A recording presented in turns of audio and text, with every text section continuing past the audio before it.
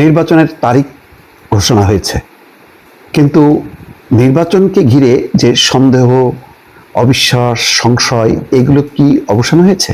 অবসান হয়নি দর্শক। একটা প্রতিক্রিয়া দেখেন, হয়তো মনে হবে যে এটা একটা বিচ্ছিন্ন প্রতিক্রিয়া, কিন্তু এটা যে সংগঠিত প্রতিক্রিয়া হবে না তার কোনো গ্যারান্টি নেই। তফসিল বাতিলের দাবিতে শরীয়তপুরে কার্যক্রম নিষিদ্ধ আওয়ামী লীগের মশাল মিছিল করেছে তারা ঢাকা শরীয়তপুর সড়কের জাজিরা উপজেলার মিরাশা এলাকায়। মিছিলটি হয়, 2 শতাধিক মানুষ মিছিল করে, মশাল মিছিল করে।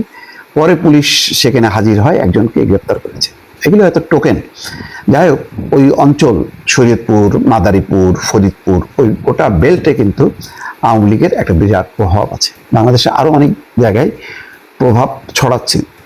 একটা কথা মনে রাখবেন, আওয়ামী লীগের যেমন হঠাৎ পরিবর্তন হয়েছে একটা ব্যাপকভাবে, যেটা কেউ কল্পনা করতে পারেনি, আবার এটাও কেউ কল্পনা করতে পারেনি যে আওয়ামী লীগ আবার এত দ্রুত ফিরে আসতে পারবে। কিভাবে ফিরে আসতে পারবে? ফিরে আসতে পারবে এইভাবে যে যতটা মনে হয়েছিল যে আওয়ামী লীগের পতন, বিশেষ করে 6ই আগস্টের কথা চিন্তা করেন বা আগস্ট সেপ্টেম্বরের কথা চিন্তা করেন, যে আওয়ামী লীগ বাংলাদেশের ভূমিতে নাই, কিন্তু এখন কিন্তু অনুভব করা যাচ্ছে যে না, আওয়ামী লীগ আছে অত্যন্ত শক্তভাবে। বিভিন্ন জরিপের রিপোর্টে কিন্তু সেই কথাটা কিন্তু চলে আসছে যে অনেকে মনে করে যে আওয়ামী লীগের নির্বাচনে অংশ নেওয়া উচিত, এবং আওয়ামী লীগ নির্বাচনে অংশ নিলে তার অবস্থানটা কিন্তু বিএনপির সমকক্ষ হবে। জামাত তখন পিছায় যাবে, অন্যান্য শক্তি কিন্তু পিছায় যাবে। তাহলে এই অবস্থান 1 বছরও লাগে নাই চলে আসতে।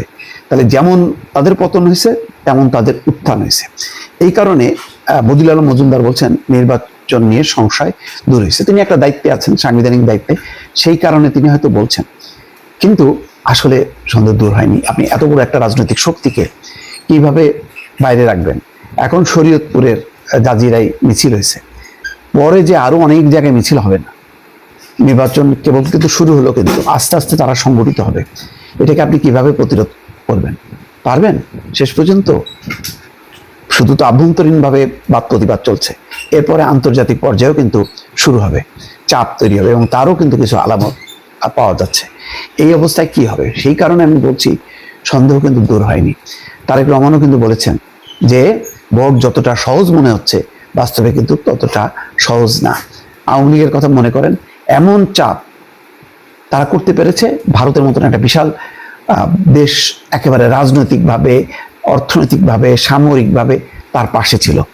কিন্তু এই সময় এই সরকারের পাশে কে আছে?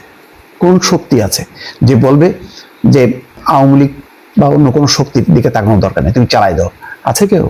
তেমনটা কিন্তু নাই। ফলে সন্দেহ দূর হয়েছে একেবারে, মানে মাঠটা ফাঁকা, শুধু বিএনপি আর জামাতের দখলে মাঠটা, সেটা কিন্তু এটা মনে করলে বোকার স্বর্গে বাস করা হবে। ভাবতে হবে যে এই শক্তিকে আপনি মানে নির্বাচনের বাইরে রেখে আপনি নির্বাচন করে কতটা শান্তিতে থাকতে পারবেন, আদৌ সম্ভব কিনা, এই বিষয়গুলো গভীর বিশ্লেষণের দাবি রাখে দর্শক।